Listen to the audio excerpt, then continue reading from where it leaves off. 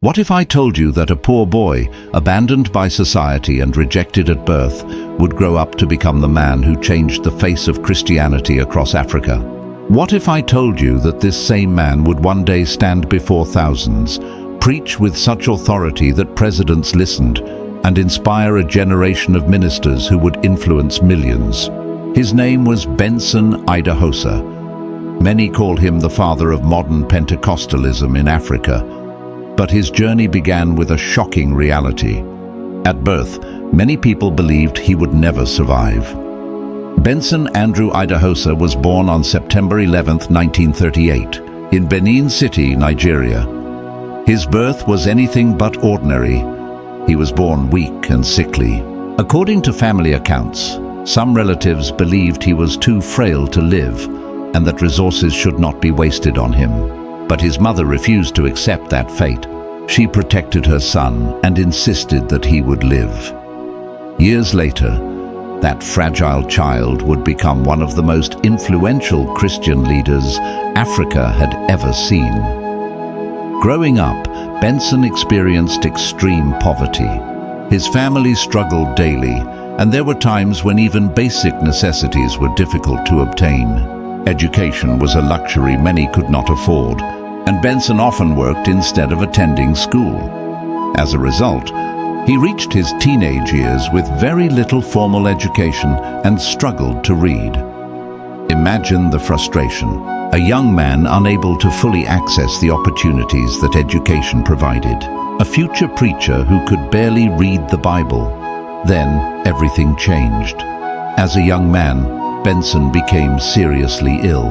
The sickness was severe enough to make him think deeply about life and death. During that difficult period, he encountered the message of Jesus Christ in a personal way and gave his life to Christ.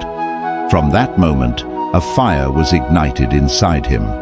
He became determined to learn, determined to read, determined to understand the Scriptures. The same young man who once struggled with literacy developed an intense passion for studying God's Word. His spiritual growth was remarkable. He spent countless hours praying, reading, and seeking God. Those around him noticed that he was different. He wasn't interested in religion as a routine. He wanted to see the power of God become a reality in people's lives. At a time when many churches followed traditional patterns of worship, Benson became captivated by the possibility of miracles, healing, and revival. He believed that the same God who worked in the Bible was still at work in the world today. Many people thought such ideas were unrealistic. Benson disagreed. His faith continued to grow, and opportunities to preach began appearing. Wherever he went, people noticed his passion, confidence, and conviction. Soon, he encountered the teachings of influential Pentecostal leaders from around the world.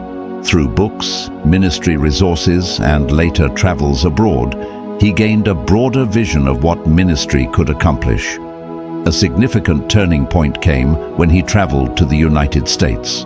There he observed large-scale evangelistic ministries and received further training. For many people, such an experience might have been intimidating.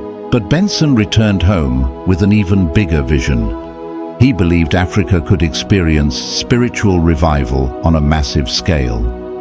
In the early 1970s, he founded Church of God Mission International. The ministry began modestly. Resources were limited and critics were plentiful. Yet Benson possessed something stronger than financial resources. He possessed unwavering conviction. He preached tirelessly. He organized evangelistic campaigns. He traveled extensively. Gradually, the crowds began to grow. Hundreds became thousands. Thousands became tens of thousands. Before long, Benson Idahosa had become one of the most recognizable Christian leaders on the African continent. His message was straightforward. God could save. God could heal. God could transform lives. And people responded. The 1970s and 1980s became years of extraordinary growth. Benson traveled throughout Africa conducting large evangelistic crusades. Massive crowds gathered to hear him preach.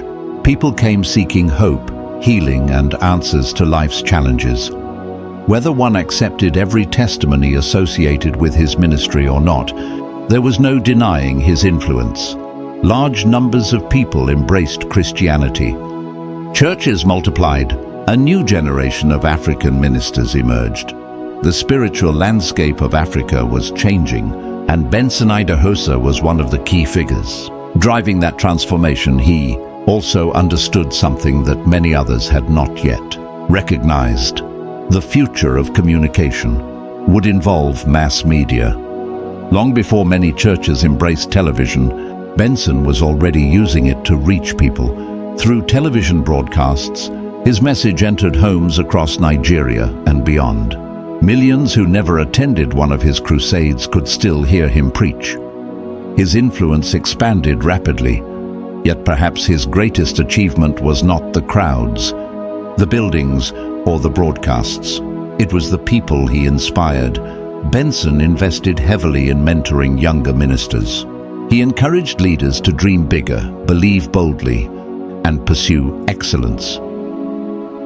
Many pastors who later became influential leaders often pointed to Benson Idahosa as a source of inspiration. His impact extended far beyond his own denomination. Through conferences, books, training programs, and personal relationships, he helped shape the future of Pentecostal Christianity across Africa. He also believed that Christianity should influence every area of society, including education. He championed the development of institutions that would help train future leaders, believing that Africa's future depended on raising people who could impact government, business, education, and ministry.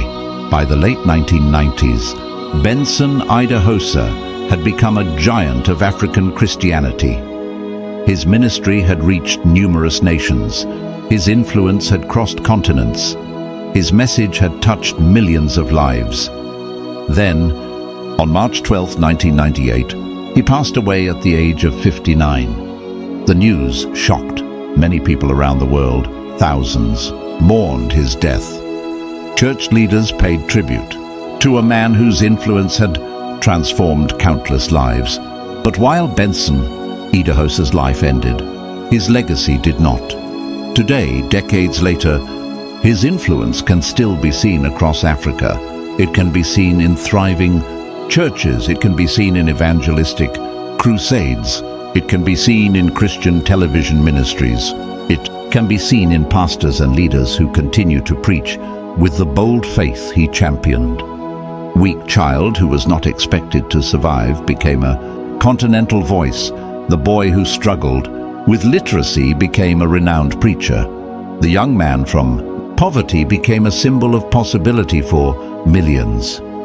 His story reminds us that greatness often begins in the most unlikely places, and sometimes the people the world overlooks become the very people who change it. Benson Idahosa's life was more than a success story. It was proof that one person's vision, faith, and determination can influence generations long after they are gone.